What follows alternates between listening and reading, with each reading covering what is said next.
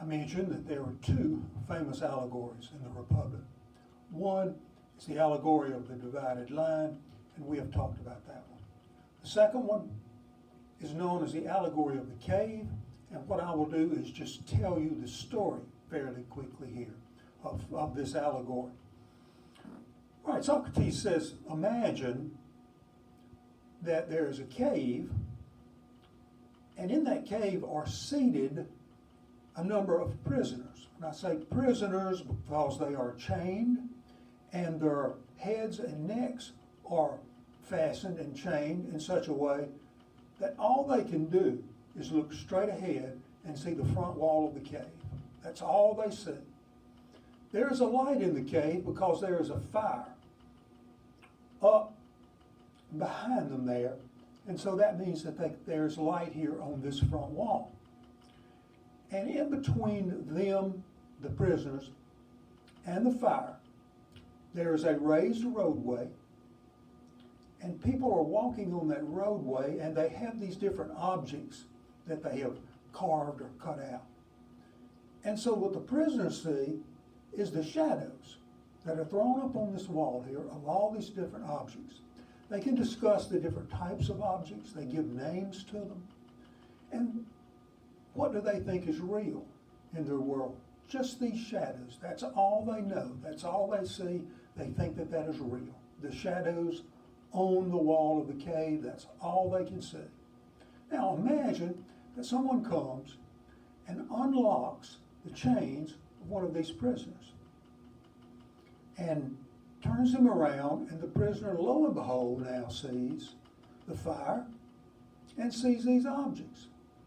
And now thinks, and now knows that the shadows are not real. He thinks that the objects are what are real, that he sees up there. Well, the person who was unlocked to this prisoner now takes him up, and they walk up, and they walk out of the cave into the world of sunlight and such. Well, the light is so bright that the prisoner cannot adjust his eyes immediately. He can't look up. He has to look down, and what he sees on the ground would be shadows of things. There is water out here, there are lakes, he can see reflections there. Well, now what does he think is real? He thinks these shadows and reflections are real. Until finally, when his eyes adjust, and he is able to look up and actually see things in the physical world. He can see trees, he can see animals, he can see mountains, and he sees that that is what is real in his world. That is essentially the allegory of the cave. The cave represents the world of becoming. It is a type of prison. People think that the world we see around us is real, but we can be turned from this world by proper education. A teacher or a philosopher is like the person in the cave who released the prisoner. And then the person who has been released will discover what is truly real, will discover the world of being. The cave represents the world of becoming. And this prisoner would come to understand that everything in the cave was an illusion. It was not real. It was just shadows. And so a teacher's job, the allegory suggests, is to turn the soul's attention to its proper object.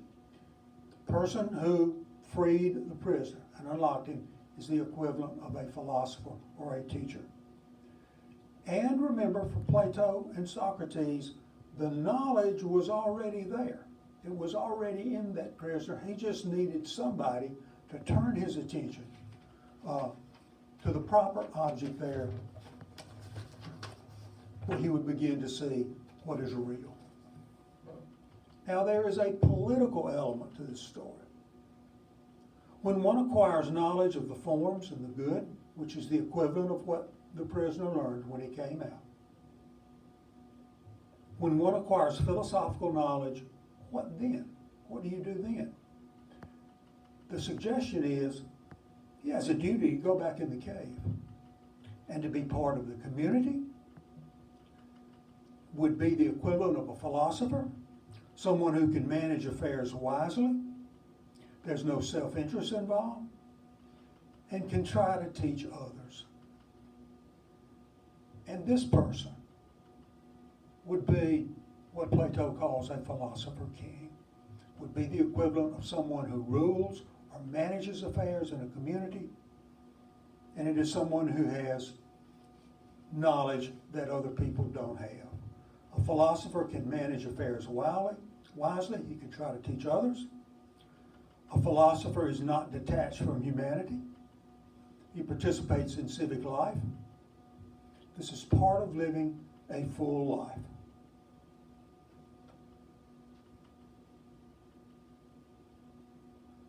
Socrates next returns to the question of the proper education of the guardians. We have seen already that young guardians up to the age of 20 would be taught gymnastics and music. We talked about that last time. Well, we're going to continue that process of education. Very, very important, Plato and Socrates. Education is the key to everything. From the ages of 20 to 30, these guardians would be taught military science. Now remember, they're going to be the military. Some of them will be the military or the soldiers.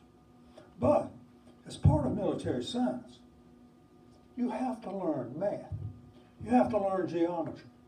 You have to learn astronomy. You have to learn engineering.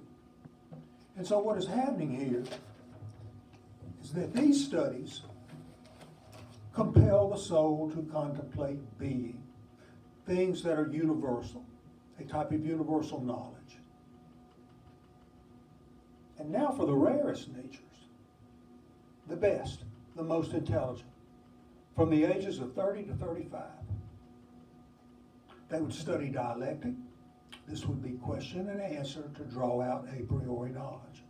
They would learn of the forms.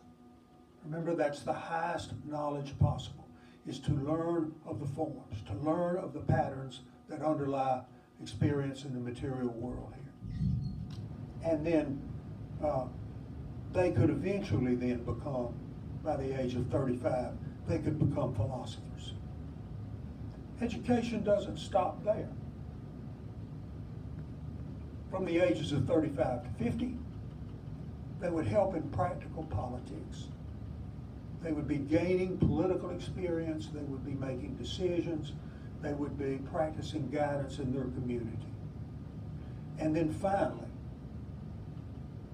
after the age of 50, those who persevere, who have made it through this very, very rigorous process, can now rule. They are now philosopher kings. They have well-ordered souls. They can make just decisions for the city.